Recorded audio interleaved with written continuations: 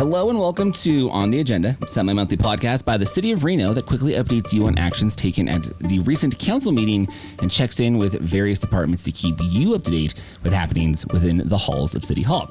I'm AJ from the City of Reno's communications team, and with me, as always, is Reno City Manager Jackie Bryant. Hello, Reno City Manager Jackie Bryant. Hello, AJ. It's a beautiful fall day outside. Oh, it's going to rain. I'm so excited for that. I love the rain. So today we're going to discuss the Reno Fire Department's regional agreements, partnerships, and support with Reno Fire Chief Dave Cochran. But first, we got to hear some highlights from the most recent council meeting. Yes. Here with those, Reno City Manager Jackie Bryant. It was a good council meeting.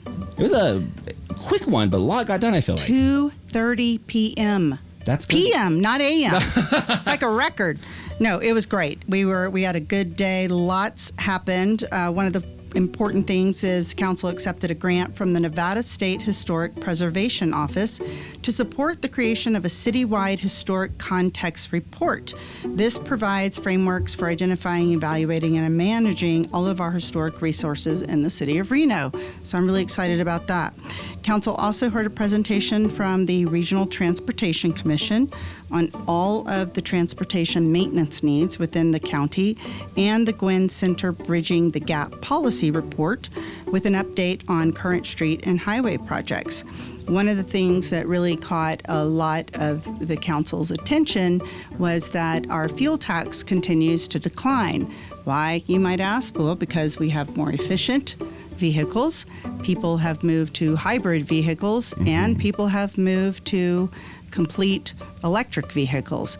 And our fuel tax comes from gas purchases. So if you're not buying gas, you're not paying fuel tax, but you're still driving on the roads that we use fuel tax, and we bolster it with property tax to pay for. So this is a real big deal for our region. We're very grateful that RTC took the lead on this, and they will be bringing more in the near future. Last but certainly not least, Council elected a new Vice Mayor, Miguel Martinez. So I am excited to be working with a new Vice Mayor. That means that we Not that I didn't like the old Vice Mayor. I like all the Vice Mayors. Right. I'm just excited for Vice Mayor Martinez. I also did not realize that the fuel tax was affected by electric vehicles, but that makes sense. Yeah, because they don't pay a dime in gas. Man. Nothing. They drive on the roads for free. The day I have a thought-out thought, it is over for everybody. There you go. During the meeting, council also approved a cooperative agreement between the City of Reno's Fire Department and the Reno-Sparks Indian Colony for fire and emergency services on Reno-Sparks Indian Colony property. To help us understand what that is, we are joined by Reno Fire Chief David Cochran. Hello, Chief.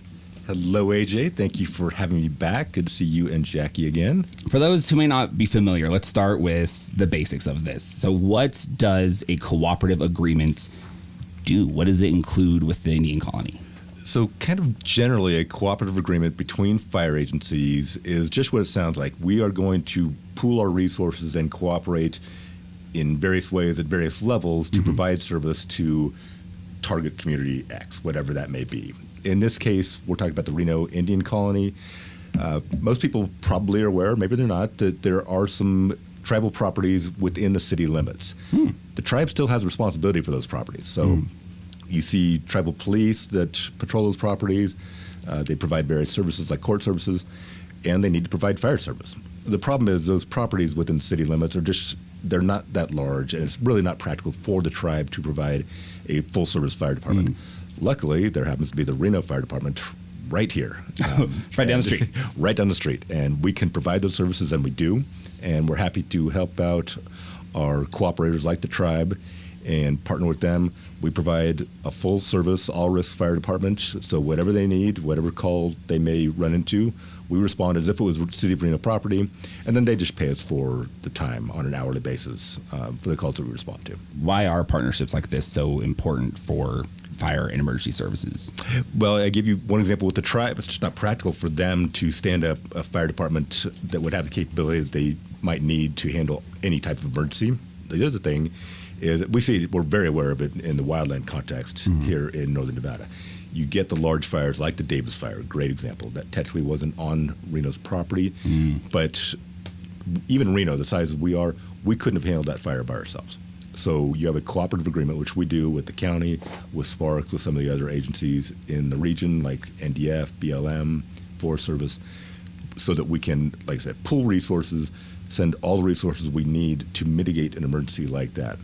The other context you might see it, is some unique resources like hazmat or special teams that we, the Reno Fire Department, have, but a smaller department might not have. So they can tap into us as a resource, and we'll reach an agreement with them, and typically, we'll pay on an hourly basis, some sort of arrangement like that, because we have that capability and the other departments, as a practical matter, don't. That makes sense, because it could become a problem for everyone if a fire were to spread, or so now you're jumping in, you're helping, and you're providing assistance. That's great. Exactly. So besides the Reno-Sparks Indian Colony, what are other examples of areas or agencies that the fire department supports? So we kind of use the generic term cooperative agreement, and it really is it's almost a buffet. So the Reno-Sparks Indian Colony, they don't have a fire department at all. So we provide 100% of the service to them in exchange for the payment they make to us. Oh, wow.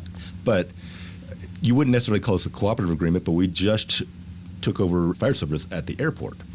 They had an existing fire department. They have their own station, but it really made sense for them to be folded into the Reno Fire Department rather than have two standalone departments trying to respond to that one area.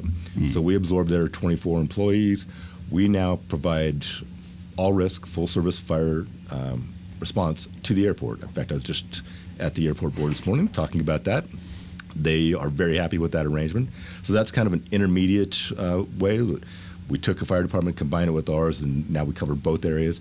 And then the third way, and there's probably iterations between all these, is where you have two standalone fire departments. Take, for example, us and Sparks, or us and Truckee Meadows.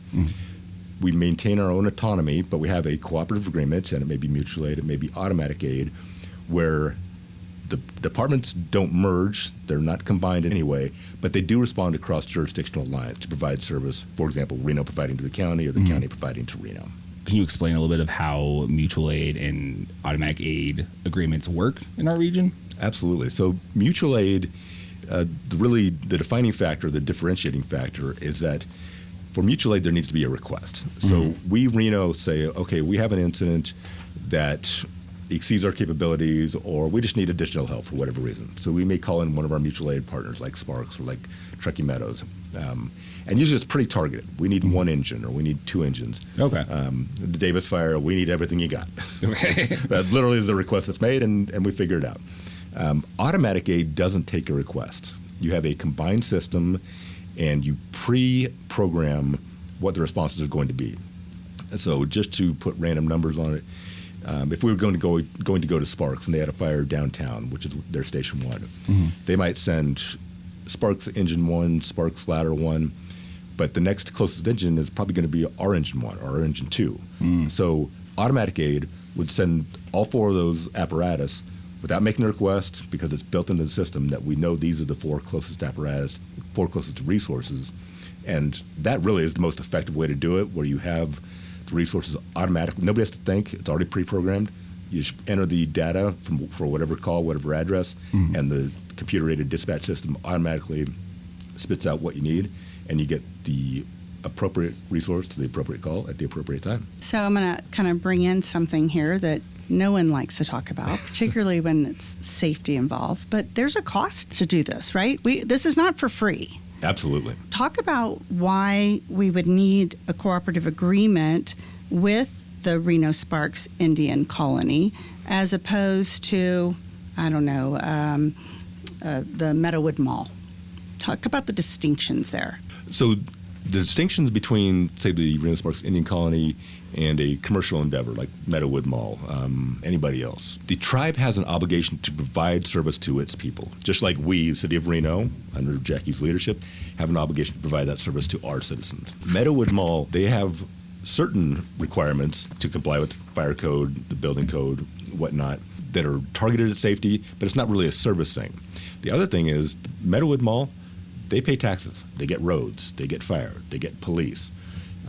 The Sparks Indian Colony, They're not doing that. Not to the city of Reno, anyway. Yeah, so there's no sales tax that goes to the city of Reno for purchases made. There are businesses, for example, that are located on tribal land.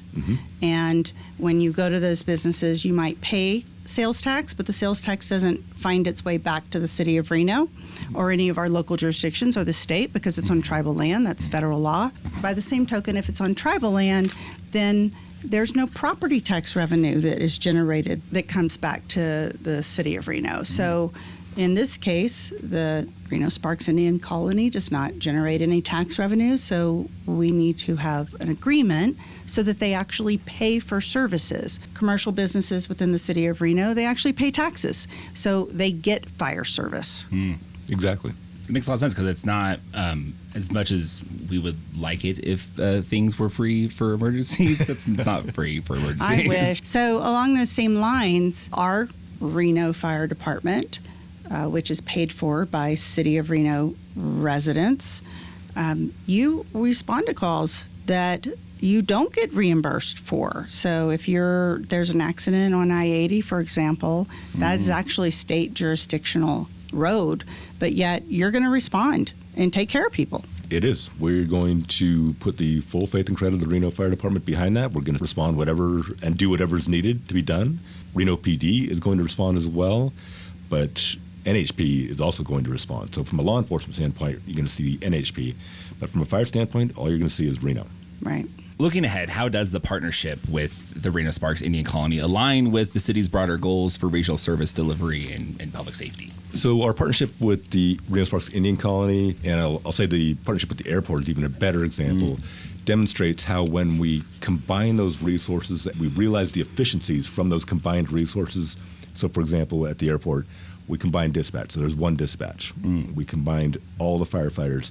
So we have control over all the resources. And when I say resources, I mean firefighters, special teams, all the apparatus. When all of those are under one umbrella and you can manage them all, and you can feel this intuitively, when you can manage all the pieces, you can manage them better and more effectively.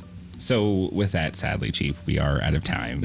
Is there... That makes me sad, AJ. I'm so sorry. We can go on forever. There's a chili cook-off we were talking about before this. You and I... We're going to do a food podcast. We're going to do a food podcast. Thank you, Chief Cochran, so much for joining us. We appreciate you taking the time to come in and discuss this very important topic. If you want to stay up to date with all things Reno Fire Departments, follow them on social media at Reno Fire DEPT or visit reno.gov/fire for safety tips and updates from the team. Before we sign off, Jackie, tell us a little bit about what residents can expect for the next council meeting on the 19th, because we're back to back. We are. It's a holiday season. Well, I hate to say this in front of Chief Cochran, but it's going to be the Reno Police Department show. You can come watch. I have no problem with it being the RPD show. I mean, they need their time in the sun. Eventually they might catch up, but we're secure enough on our own skin. I'm going to play this for Chief Nance. I'm like, hey, guess what Chief Cochran said?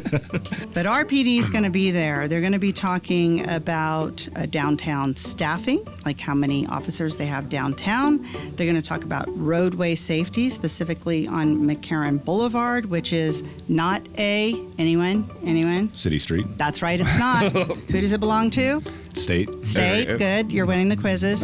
Issues surrounding the illegal use of e-bikes. Those are those electric bikes that people are on these days, as well as electric motorcycles. And we're going to talk about the acceptance of a grant to improve public safety by installing rapid flashing beacons. Pedestrians love these. Drivers love these. I particularly love them at night.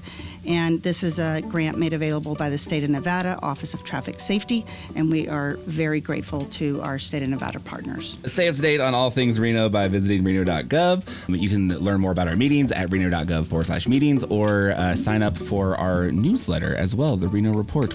It's all Reno all the time. All Reno all the time. You get your report, you got your mailings, you got your newsletters, you got the podcast, you can watch a council meeting, you can show up and participate in a council meeting. Exactly, all that. Just hit up our website. It is reno.gov. There you will find meeting links, information on initiatives, all kinds of stuff. Just check it out.